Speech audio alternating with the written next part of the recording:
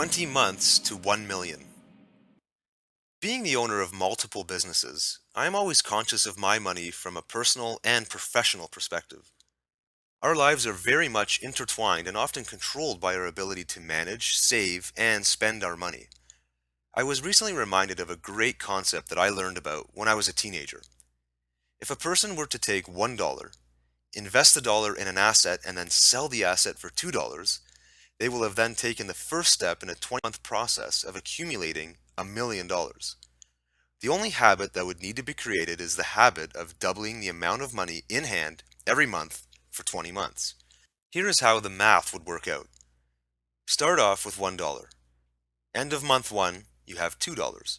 End of month 2, you have $4. End of month 3, you have $8. Month 4, $16, and so on.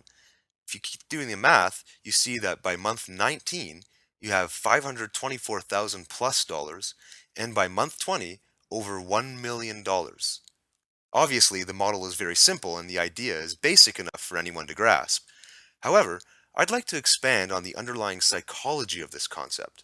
Let's imagine that we were going to make a committed decision to implement this model in our own personal financial lives, and we could not skip any steps or take any shortcuts. By the end of the first year, we will have accumulated only $4,096. This means that in the next 8 months, we will have to amass $995,904 more than we currently have to reach the $1 million level.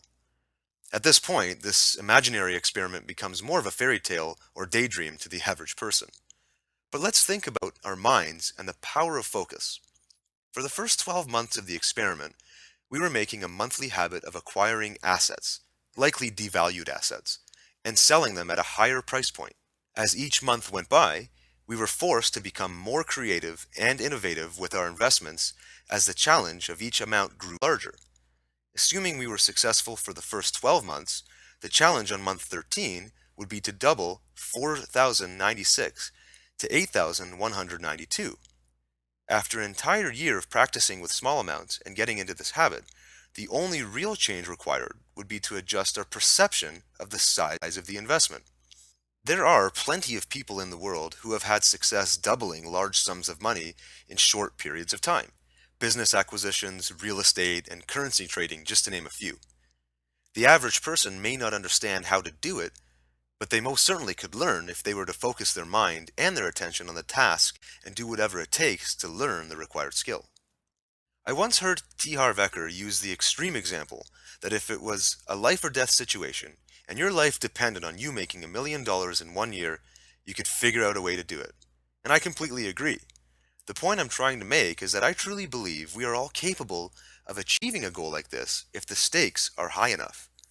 Why then do so few people ever try to achieve such a major goal? Why do so many people reject the idea before giving any serious thought to it? There are probably a number of reasons, but from my perspective, the primary reason a person would never attempt a goal like this is because in their heart, they don't believe they can do it.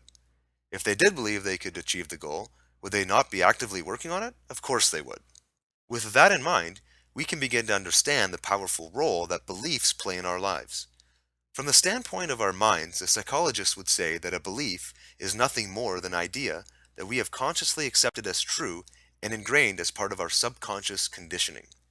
If we are holding on to beliefs that limit us and keep us from taking action on a life-changing idea, with the proper awareness, we can make the conscious decision to formulate a new belief that supports us in our big life goals.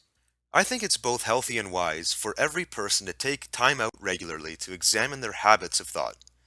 Since this audio is centered around the idea of financial goals and money, I would encourage you to step back and review your personal thought processes when you were introduced to the idea of 20 months to 1 million. If you rejected the idea as something that was unrealistic or out of your level of capability, take some time to examine the belief you are holding on to that is causing you to reject this idea. What other limiting beliefs have crept into your mind that are no longer serving you? Can you replace those beliefs with a more empowering and gratifying thought pattern? Thanks for listening to 20 Months to 1 Million.